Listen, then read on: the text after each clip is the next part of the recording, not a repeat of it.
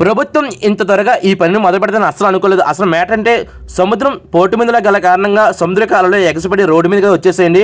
సుబ్బంపేట నుంచి అతను కొత్తపట్నం వెళ్ళే మార్గం వరకు రోడ్డు అయితే గుంతలు పడిపోయి రాళ్ళు కూడా రోడ్డుపైకి అయితే వచ్చేసి అందువలన రహదారులు కూడా ఆఫ్ చేస్తారండి. ఇది మీ అందరికీ తెలిసిన విషయమే.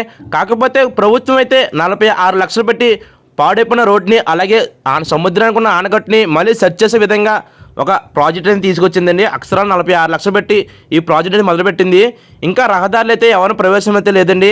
ఈ పని అయితే ఇంకా అయిపోలేదండి, ఇప్పుడే మొదలుపెట్టింది. ఎవరైనా ఉప్పాడు నుంచి కాకినాడ కానీ కాకినాడ నుంచి ఉప్పాడు కానీ రావాలనుకుంటే పిఠాపురం నుంచి రావచ్చండి. అలాగే బీచ్ రోడ్ ఇంకా ఎవరికి ప్రయాణించిన అనుమతి అయితే ఇవ్వలేదు. రోడ్ అంతా బాగైపోయిన తర్వాత నేను ఒక వీడియో పెడతాను, ప్రయాణించచ్చని. అలాగే మా ఉప్పాడు కోసం సోషల్ మీడియా పెట్టిన ప్రతి ఒక్క ఇన్ఫ్లుయెన్సర్స్కు నా కృతజ్ఞతలు తెలియజేసుకుంటానండి. మీ అందరూ పెట్టిన వీడియోస్ వల్లే ఇంత త్వరగా ప్రభుత్వం దీన్ని ఒక పరిష్కారం తీసుకొచ్చింది.